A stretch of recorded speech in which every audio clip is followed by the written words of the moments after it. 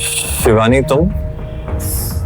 अरे नक्श, तुम यहाँ क्या कर रहे हो? वाह, क्या कोइंसिडेंस है। नक्श भी आज ही सीईओ की कुर्सी पर बैठेगा और शिवानी भी आज ही अपना कॉन्ट्रैक्ट साइन कराने आई। शिवानी और भानुशाली ग्रुप के बीच अब एक नया रिश्ता बनने जा रहा था। माँ बिल्कुल ही परेशान मत हो, मैं आपको डिसअपॉइंट नहीं करूंगा। और देखना, इस बार ये डील मैं क्लियर करके आऊंगा और सारे नेगोशिएशन खुद संभाल लूंगा। ये इटली नहीं है, इंडिया है, इंडिया। यहाँ सब कुछ परखा जाता है और मैम्बो अंकल को तो पता ही नहीं कि उन्होंने भानुशाली ग्रुप के नए सीईओ को पहले ही ऑफेंड कर दिया है।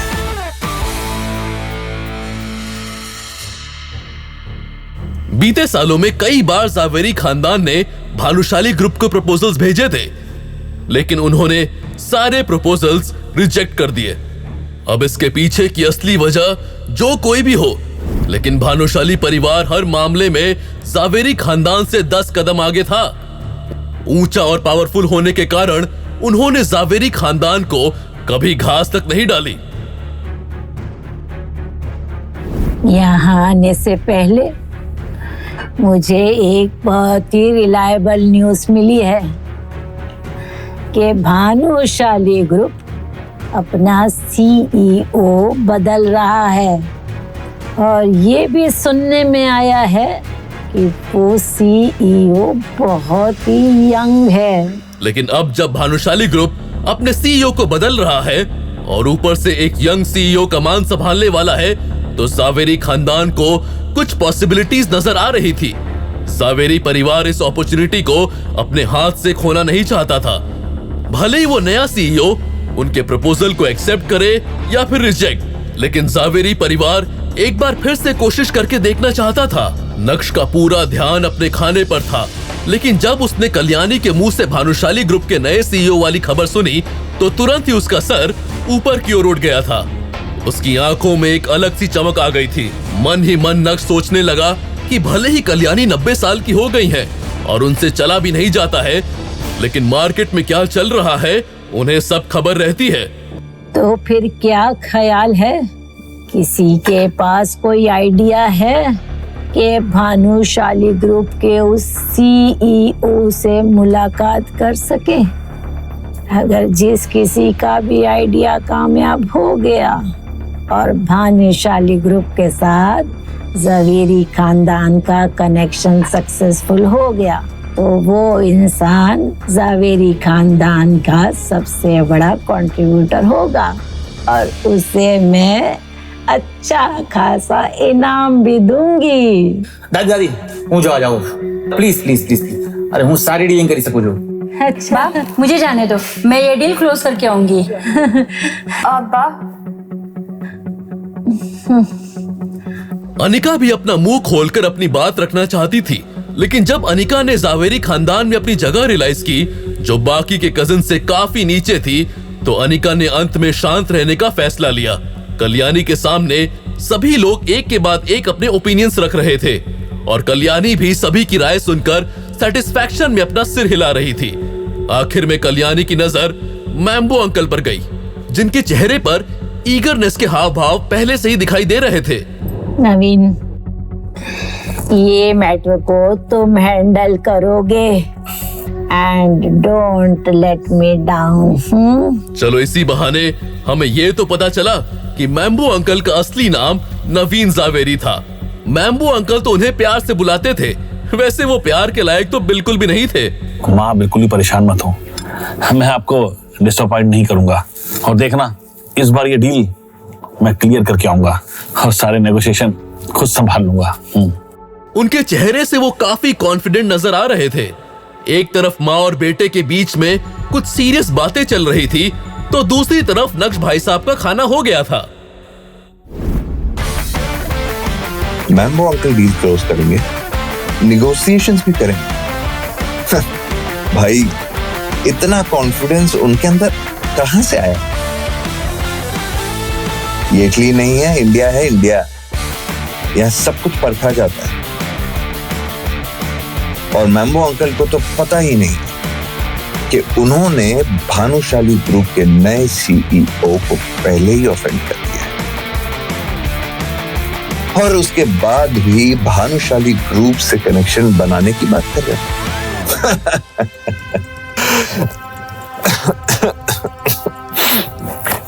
खाना बहुत अच्छा था। ऐसे लगा आज पहली बार मैंने दिल खोल के खाना खाया। फैमिली गैदरिंग खत्म होने के बाद नक्श अनिका और चित्रा को लेकर घर की तरफ निकल पड़ा था। रास्ते में अनिका ने नक्श की किसी भी बात पर कोई ध्यान नहीं दिया। उसके दिमाग में तो बस कल्याणी की बातें घूम रही थी कि कैसे जावेरी खानदान भानुशाली ग्रुप के साथ कनेक्शन बनाना चाहता है और उस डील को क्लोज करने की जिम्मेदारी मैम्बो अंकल को दी गई। कल्याणी अपने चारों बेटों में से, माफ कीजिएगा, अब अनिका के डैड तो रहे नहीं, तो अपने तीनों बेटों में से सबसे ज्यादा मैम्बो अंकल को ही पसंद करती थी और ज्यादातर सारी अच्छी अपॉर्चुनिटीज उन्हीं को संभालने के लिए बोलती थी, जिसमें उन्हें इंडियन मार्केट का ABCD का भी नॉलेज नहीं था। बस इटली में अपना बिजनेस क्या चमका दिया, कल्याणी को ऐसा लगता था जैसे मैम्बो कहीं पर भी फतेह कर सकता है। अनिका यही सोच रही थी कि अगर वो कोई पैंतरा चलाए और उसके आइडिया से अगर जावेरी खानदान और भानुशाली ग्रुप के बीच में डील क्लोज हो जाए तो वो अपनी अंजी कॉर्पोरेशन को भी डूबने से बचा सकती है। वैसे अभी तो उसकी डूबती हुई कंपनी को विहान बजाज संभाल रहा था, लेकिन अब जब उसने अनिका को ड्रीम लवर नेकलेस खरीद कर दे दिया है तो क्या उसके पास भी अब उतना पैसा होगा? अनिका के मन में ये सारी बातें घूम रही थी और वो जितना इस बारे में सोच रही थी उतनी ही ज्यादा उसे इरिटेशन हो रही थी। अनिका का बर्ताव देखकर नक्श को समझ आ गया था कि वो क्यों इतनी स्ट्रेस्ड है, लेकिन उस समय नक्श ने कुछ नहीं कहा। रात को सोने से पहले अचानक से नक्श जमीन पर लगाए अपने बिस्तर से उठा और सीधा बेड की तरफ बढ़ा, जहां अनिका बस लेटने ही वाली थी। नक्श ने अनिका को देखा और उसका मन किया कि आज की रात वो अनिका के साथ ही सोए, लेकिन अपनी इस इच्छा को साइड में रखते हुए नक्श ने अनिका को दिलासा देते हुए कहा, अनिका, एक बात करूं तुमसे? क्या है? तुम ना टेंशन मत लिया कर, सब ठीक होगा, सच में। और हाँ, मैम्बो अंकल की टेंशन तो जरा भी मत लेना। वो भानुशाली ग्रुप के साथ डील क्रैक नहीं कर पाएंगे, बल्कि वो डील तुम्हारे अलावा कोई और क्रैक नहीं कर पाएगा, पक्का। तो तुम टेंशन मत लेना। मैं अपनी बात कहने के बाद नक्श ने अनिका के रिएक्शन का इंतजार भी नहीं किया और वापस अपने जमीन वाले बिस्तर पर जाकर लेट गया और आंख बंद करके सोने की कोशिश करने लगा। नक्श की बात सुनकर एक पल के लिए अनिका शॉक्ड रह गई थी। उसे यकीन नहीं हो रहा था कि नक्श ने उसके दिमाग में चल रहे उन थॉट्स को पहचान लिया था। हालांकि जो कुछ भी नक्श ने कहा उसे सुनने के बाद अनिका स्पीचलेस हो गई थी। अनिका नक्श की बात पर यकीन नहीं करना चाहती थी। अगर वो भानुशाली ग्रुप के पास डील लेकर गई और वो डील क्लोज होगी ही होगी, इस बात की क्या गारंटी थी? नक्श को कैसे पता कि उसके चाचा और उसके बाकी के कजिन्स इस डील को क्रैक नहीं कर पाएंगे? नक्श तो अनिका को कंफर्ट देने आया था, लेकिन अब तो अनिका और भी ज्यादा कंफ्यूज दिखाई दे रही थी। अनिका उन सब चीजों के बारे में नहीं सोचना चाहती थी, इसलिए सब कुछ भूलकर उसने अपनी आंख बंद की और सोने की कोशिश करने लगी। उधर जावेरी खानदान में मैम्बो अंकल पूरी प्रिपरेशन कर रहे थे कि कैसे भानुशाली ग्रुप के साथ कनेक्शन बनाया जाए। साथ ही साथ अनिका के कजिन्स भी इसी काम में लगे हुए थे, लेकिन अनिका शांत और गुमसुम थी, जैसे मानो वो पहले ही हार मान चुकी हो। उसे लग रहा था कि मैम्बो अंकल नहीं तो उसका कोई और कजन ये डील क्रैक कर ही लेगा, इसलिए अनिका का ध्यान उस डील से हट गया था। शायद अनिका ऐसा भी सोच रही थी कि अगर वो डील किसी से भी क्रैक नहीं हुई तब वो कोशिश करेगी।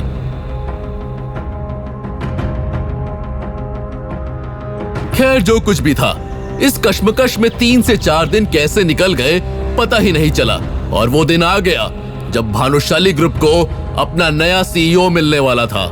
उस दिन की सुबह जब अनिका अपने काम से निकल गई तो नक्श भी घर से निकल गया था। नक्श के दादाजी ने उसे सुबह ही कॉल करके बता दिया था कि आज उसकी ज्वाइनिंग है।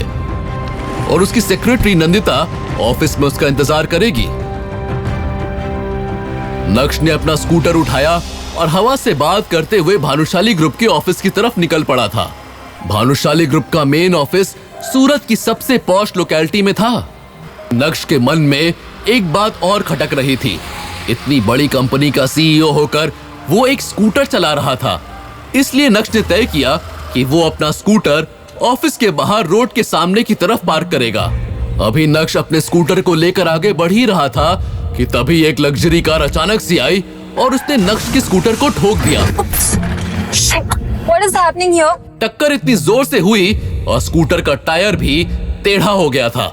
लग्जरी कार पर भी डेंट आ गया था, लेकिन गलती नक्श की नहीं थी। खैर अब क्या, अब तो तमाशा होने ही वाला था। अरे अरे यार, खून निकल रहा है। अबे अंधे घोड़े, इतनी बुरी तरह से मेरी गाड़ी को ठोक दिया। अरे इसका नुकसान कौन भरेगा? दिखता नहीं है तुझे ये?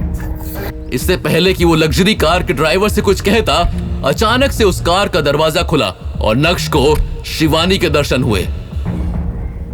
Shit! सड़क पर देखकर नहीं चला सकते क्या? उस लड़की की टोन बहुत खराब थी। वहां मौजूद भीड़ उस लड़की को देखने के लिए और भी ज्यादा बेकाबू हो गई। सभी लोग फुसफुसाने लगे। ये लड़की कितनी खूबसूरत है यार, कौन सी फिल्म की स्टार है? सही मायनों में जब नक्श की नजर उस लड़की पर पड़ी तो नक्श के चेहरे का एक्साइटमेंट देखने लायक था। शिवानी तुम? अरे नक्श, तुम यहाँ क्या कर रहे हो? वाह, क्या कोइंसिडेंस है। नक्श भी आज ही सीईओ की कुर्सी पर बैठेगा और शिवानी भी आज ही अपना कॉन्ट्रैक्ट साइन कराने आई। शिवानी और भानुशाली ग्रुप के बीच अब एक नया रिश्ता बनने जा रहा था। ऐसे में भला नक्श शिवानी के साथ इस हादसे को लेकर बहस कैसे कर सकता था? इसलिए नक्श पूरी तरह से खामोश हो गया। 2 दिन पहले शिवानी ने न्यूज़पेपर में पढ़ा था कि भानुशाली ग्रुप के मेन सिक्योरिटी गार्ड को दिन में अचानक से कार्डियक अरेस्ट आया और उसकी मौके पर ही मौत हो गई। इसलिए कंपनी अब एक जवान सिक्योरिटी गार्ड रख रही है। क्या वो नक्श है? मन ही मन ये सोचते हुए एक बार फिर से शिवानी ने नक्श की ओर देखा और मुंह बनाने लगी। नक्श, तुम्हें देखकर चलाना चाहिए ना। देखो, मेरी कार डैमेज हो गई। तुम तो इसका पैसा भी नहीं भर सकते, है ना? सी? शिवानी अपनी लग्जरी कार पर आए स्क्रैचेस और डेंट्स देख रही थी और ये सब देखकर उसका दिल भर आया था। कल ही तो शिवानी ने नई कार ली और आज पहली बार जब कार बाहर निकली तो उसका कल्याण हो गया।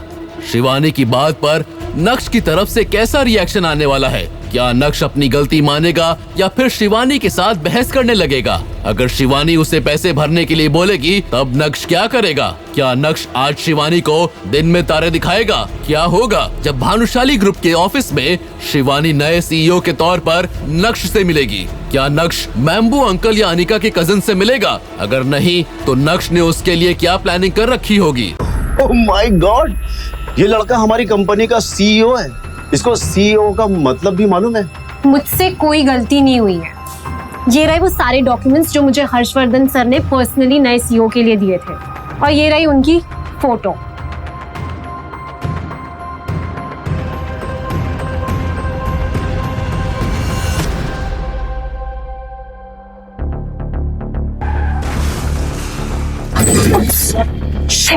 अबे वो शिवानी तुम? नक्श, तुम्हें देखकर चलाना चाहिए ना। देखो, मेरी कार डैमेज हो गई। तुम तो इसका पैसा भी नहीं भर सकते, है ना? जब नक्श ने शिवानी की बात सुनी तो वो पूरी तरह से चौंक उठा और सरप्राइज टोन में बोला, ये कैसी बातें कर रही हो तुम शिवानी? बल्कि तुम्हारी गाड़ी ने मेरी गाड़ी से टक्कर मारी, देखो कितना नुकसान हुआ मुझे भी। इसकी भरपाई कौन करेगा? और तभी नक्श ने देखा कि ब्लू कलर का सूट पहने एक आदमी 2 सिक्योरिटी गार्ड्स के साथ उनकी तरफ बढ़ रहा था। ये सब क्या हो रहा है यहाँ पर? जब विपुल ने अपनी आंखों के सामने ये सारा सीन देखा तो सबसे पहले तो वो शिवानी को वहां देखकर चौंक गया। अरे शिवानी, तुम? मैंने सोचा था कॉन्ट्रैक्ट साइन करने के लिए तुम कुछ ही दिनों के बाद आओगी। मैंने एक्सपेक्ट नहीं किया था तुम इतनी जल्दी आ जाओगी। विपुल की बात सुनकर शिवानी के चेहरे पर भी मुस्कान आ गई थी। वो काफी जेंटल और पोलाइट लग रही थी, लेकिन नक्श के सामने उसका एटीट्यूड पूरा अलग था। इससे पता चलता है कि शिवानी नक्श को छोटा समझती थी। विपुल, आई एम सॉरी। देखो ना, मेरे यहाँ आते ही क्या हो गया। क्या तुम इस मैटर को सॉल्व करने में मेरी हेल्प करोगे प्लीज? जैसे ही शिवानी के मुंह से ये शब्द बाहर आए, वैसे ही विपुल के दिल में कुछ कुछ होने लगा।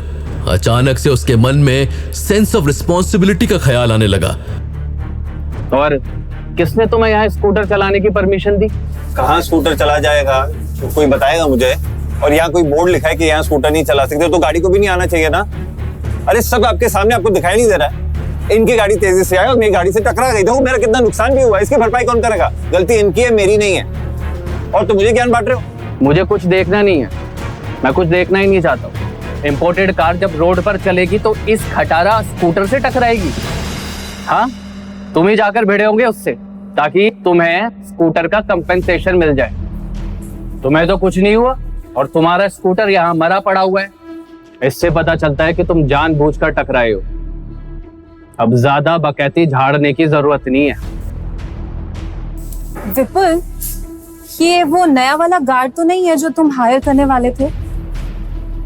अगर ये ऐसा है तो मुझे डर लग रहा है कि बहुत सारे लोग इससे ऑफेंड होने वाले हैं। अचानक से विपुल को याद आया कि 2 दिन पहले ही उन्होंने न्यूज़पेपर में एक सिक्योरिटी गार्ड की एड निकाली थी। विपुल की नजर नक्श के खटारा स्कूटर पर गई। ये सब देखकर विपुल को भी लगने लगा कि नक्श ही वो सिक्योरिटी गार्ड है जिसे आज से ज्वाइन करना था। मैं ऐसे लोगों को काम करने की परमिशन नहीं दूंगा। शिवानी, तुम बिल्कुल फिक्र मत करो, मैं अभी से नौकरी से निकालता हूँ। ओए बच्चू, यहाँ से उल्टे पैर रवाना हो जाए। अब यहाँ पर कोई जरूरत नहीं है तुम्हारी। You are fired.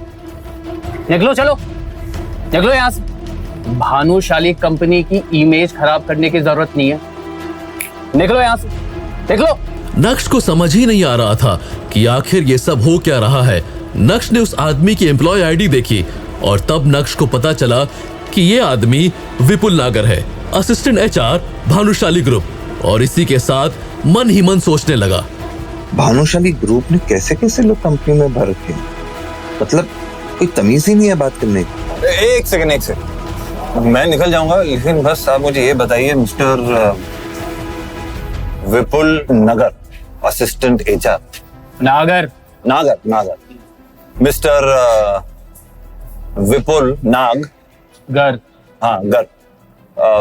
मैं बस ये जानना चाहता हूँ कि तुम्हें अथॉरिटी किसने दी एक एचआर होके भानुशाली कंपनी के किसी भी एम्प्लॉय को फायर करने? बस ये बता, मैं निकल जाऊँ। भीड़ को अब मजा आने लगा था और फुसफुसाहट का दौर भी शुरू हो गया था। नक्श का सवाल सुनकर विपुल के चेहरे के तोते उड़ गए थे।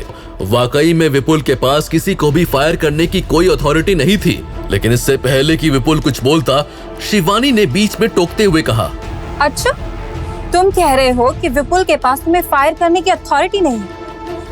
ओके, बट हेड एचआर के पास तो है। वेट। नफरत की नजरों से शिवानी ने नक्श की ओर देखा और तुरंत ही अपना मोबाइल बाहर निकाला और कुछ टाइप करने लगी। काम हो जाने के बाद शिवानी के चेहरे पर शातिर मुस्कान नाच रही थी। अरे, what the hell is this? 5 minute से भी कम समय के अंदर सूट पहने एक औरत भानुशाली ग्रुप के ऑफिस से बाहर आई। उस औरत को देखकर ऐसा लग रहा था जैसे वो करीब 40 से 45 साल की होगी। वो औरत भानुशाली ग्रुप के पब्लिसिटी डिपार्टमेंट की हेड एचआर नैनिका थी और साथ ही साथ वो शिवानी की चाची भी थी। समझे दोस्तों? तो शिवानी की चाची की वजह से शिवानी को भानुशाली ग्रुप के साथ कॉन्ट्रैक्ट साइन करने का मौका मिल रहा था। शिवानी ने तुरंत ही अपनी चाची के पास जाकर उनका हाथ पकड़ लिया और उनके कान में कुछ फुसफुसाने लगी। नैनिका ने सीधा कड़क अंदाज में बोली, क्या तुमने इसकी कार को टक्कर मारी है? जल्दी से सॉरी बोलो और यहाँ से दफा हो जाओ, वरना मुझे पुलिस को बुलाना पड़ेगा और फिर वही ये मामला हैंडल करेंगे, समझे?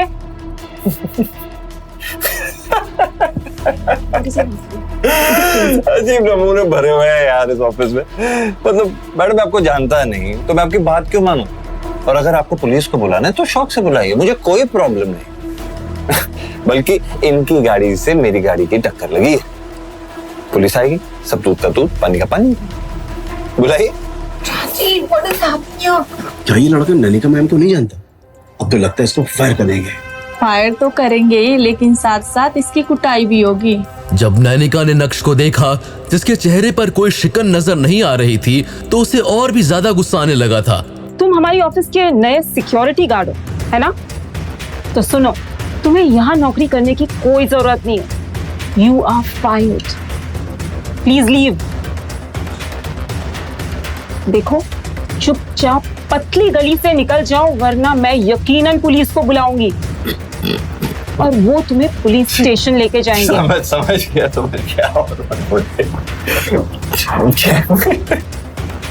मुझे लगता है इस ऑफिस में अरे नमूने, अरे ना, ये तो तुम्हारी बिरादरी की निकली।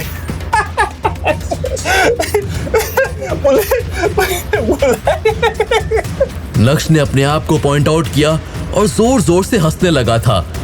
उसे अपने कानों पर यकीन नहीं हो रहा था। नक्श का ऐसा बिहेवियर देखकर तुरंत ही एक कोने से शिवानी ने कहा, तुम्हें इंसानी भाषा समझ में नहीं आती क्या? या फिर तुम इतनी ठीक हो? चिप्पू कहेंगे। तुम्हें पता है, तुम मेरे लिए इतने अनलकी हो। आज मैं कॉन्ट्रैक्ट साइन करने वाली थी और तुम्हारी वजह से मेरा नुकसान हो गया, और उस नुकसान को भरने के तुम्हारे पास पैसे भी नहीं है। सीईओ से। हाँ, और अब ये लोग तुम्हें जाने को बोल रहे हैं और तुम जा भी नहीं रहे हो। तुम चाहते क्या हो? I said get out from here. मुझे तुम्हारी ये शक्ल दोबारा नहीं देखनी। Get lost. नक्श अभी भी एकदम शांत था। ये देखकर नैनिका को भी गुस्सा आया, लेकिन इससे पहले कि नैनिका कुछ बोलती, अचानक से कार के हॉर्न की आवाज आई। कार का दरवाजा खुला और एक खूबसूरत लड़की कार से बाहर आई। अपने चेहरे पर सनग्लासेस लगाए वो और भी ज्यादा खूबसूरत लग रही थी। उस लड़की के कदम सीधा नक्श की तरफ बढ़े और नक्श के करीब जाकर उसने हल्का सा झुकते हुए कहा, सॉरी सर, वो एक्चुअली मैं कंपनी की नई सीजनल एनुअल रिपोर्ट्स बनाने में लग गई थी और मुझे समय का जेन्युइनली पता नहीं चला। I am really sorry sir, please forgive me. उस लड़की की बातें सुनकर नक्श को अंदाजा हो गया था कि यही उसकी पर्सनल सेक्रेटरी नंदिता है। सर, एक्चुअली मैंने एक्सपेक्ट नहीं किया था कि मुझे इतना ज्यादा ट्रैफिक मिल जाएगा। सॉरी सर, आगे से ऐसी गलती दोबारा नहीं होगी। जब भीड़ ने यह सीन देखा तो वो भी पूरी तरह से स्टंट रह गए थे। सिक्योरिटी गार्ड को भला सर कौन कहता है? नैनिका नंदिता को जानती थी। जब उसने नंदिता को नक्श के टुवर्ड्स इतने प्यार और रिस्पेक्टफुल मैनर से बात करते हुए देखा तो उसका दिल डाउट और गुस्से से भर गया था। नंदिता, तुम्हारा दिमाग तो खराब नहीं हो गया? ये लड़का अपने ऑफिस का नया सिक्योरिटी गार्ड है और तुम उसे सर सर बुला रही हो। तुम ठीक तो हो? Security guard? जी हाँ, ये हमारी कंपनी के नए सीईओ हैं। जैसे ही नंदिता के मुंह से ये शब्द बाहर आए, वैसे ही वहां कुछ सेकंड्स के लिए सन्नाटा छा गया और उसके बाद सभी एक साथ जोर जोर से हंसने लगे थे। ओह माय गॉड, ये लड़का हमारी कंपनी का सीईओ है। इसको सीईओ का मतलब भी मालूम है? भाई आज का दिन तो बड़ा मजाकिया अंदाज से शुरू हुआ है, बहुत मजा आ रहा है। आगे आगे देखो होता है क्या। लगता है नंदिता की नौकरी भी आज सिक्योरिटी गार्ड के साथ ही जाएगी। मुझसे कोई गलती नहीं हुई है। ये रहे वो सारे डॉक्यूमेंट्स जो मुझे यशवर्धन सर ने पर्सनली नए सीईओ के लिए दिए थे, और ये रही उनकी फोटो, और ये बिल्कुल उन्हीं की तरह तो दिखते हैं। तो प्लीज, मुझसे कोई गलती वलती नहीं हुई है। गलती तो तुम सब लोग कर रहे हो। नंदिता की बात सुनने के बाद नैनिका का क्या रिएक्शन होगा? नंदिता के पास जो तस्वीर है, क्या वो नक्श की है? क्या अब नैनिका और विपुल नागर की नौकरी खतरे में थी, या फिर इस तस्वीर के पीछे भी कोई कहानी छुपी होगी? क्या शिवानी को नक्श के स्कूटर की भरपाई करनी होगी? क्या नक्श अब शिवानी के साथ कोई कॉन्ट्रैक्ट साइन करेगा? जब असली में सभी के सामने नक्श की असली आइडेंटिटी आएगी, तब क्या होगा? जानने के लिए सुनिए Insta Empire only on Pocket FM।